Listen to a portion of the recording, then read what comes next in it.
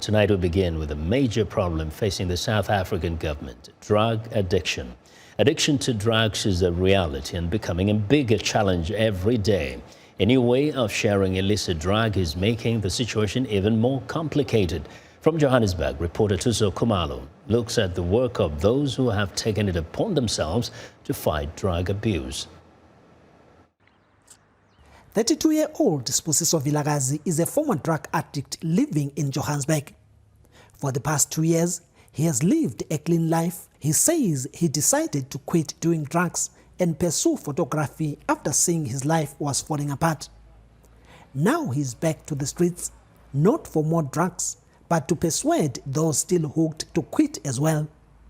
He counsels them, buys them illegal food, and urges them to go to rehabilitation centers. When they are sick, he urges them to go to the clinic. They know about the dangers. They know what the drugs are doing to them, but then some of them, they're like, there's no need for me to stop because I'll go back to reality, go back to my problems and stuff. So they think that by taking drugs, it's eliminating their problems. His biggest worry is the latest method of taking these drugs, popularly known as Bluetooth. This is a method where an addict injects a drug into their bloodstream and other addicts draw out his blood and injects it into their own bloodstream. With nyaope, a concoction of dagga, heroin, antiretroviral drugs, red poison and acid being the most popular drugs amongst the youngsters, Vilakazi says he fears that if they survive the fatal effects of the drugs' ingredients, they are likely to contract HIV and other blood-transmitted diseases such as hepatitis.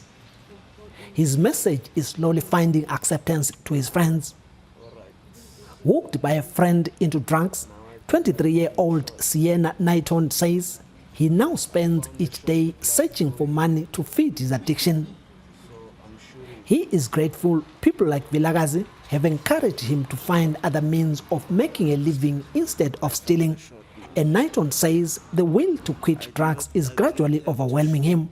It is a dream for me to change right now because my life is terrible because I can't do another things, I'm always running after my addictions. He is already warning those not hooked never to try drugs, especially the youth. Stay away from the drugs, don't try the drugs, and don't even wanna look at them. Law enforcement officials in Johannesburg are also pursuing drug peddlers with the hope of stemming out the drug supply. Wayne Minnaar, spokesperson of the Johannesburg Metro Police Department, has ordered his corps to sweep the streets clean from drugs. We want to get our city to be beautiful. All the bylaws must be obeyed. Martin Zygmunt, a volunteer at a drug addicts rehabilitation center in Hilpo, Johannesburg, says the war against drugs can still be won as long as those that are hooked are willing to change.